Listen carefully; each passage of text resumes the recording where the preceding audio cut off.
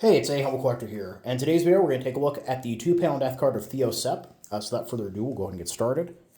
So right off the bat, we have a nice photo here of Theo with a ribbon for the Iron Cross, and moving down, with never-ending love and in special memory of our unforgettable son and brother, Theo Sepp, Obergefreiter in a Sanitäter Abteilung, participant in the campaigns in France and Russia, bearer of several awards, farmer's son from Kroosdorf, who suffered a heroic death in the East on August 14th, 1943, in his 27th year. His final resting place is near Yersanovo. Now, an Obergefreiter is a senior enlisted man. Generally, that's somebody that's been in the military for like 2 years, which, makes sense. Theo has been in the campaigns in France. It's now 1943, so that tracks. Roughly equivalent in the West to a corporal. And Sanitäter Abteilung, that would be a medical detachment. And I was actually able to find a casualty record for him. He was born on November 28th, 1916 in Kroosdorf, and was a member of the staff company of the 1st Battalion, Grenadier Regiment 423 of the 212th Infantry Division, and he was killed by shrapnel to the neck and head at Kelkolovo, near Leningrad. He is now buried in the Sologubovka Military Cemetery, Block 5, Row 3, Grave 157.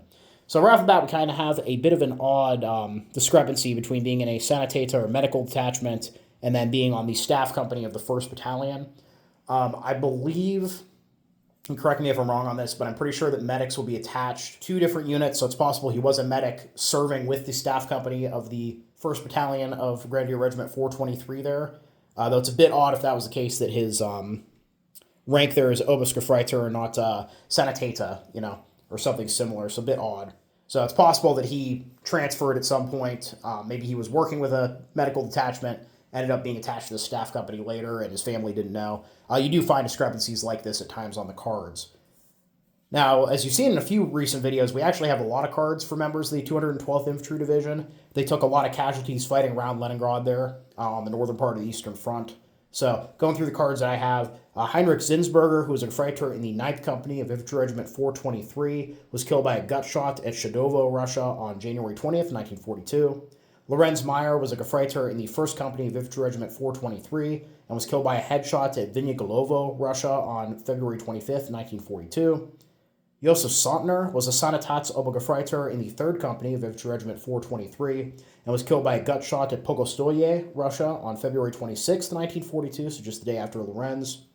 Franz Kuckelbauer was an Unteroffizier in the 5th Company of Grenadier Regiment 320 and was killed by a headshot at Venglonosy, Russia on April 25th, 1943.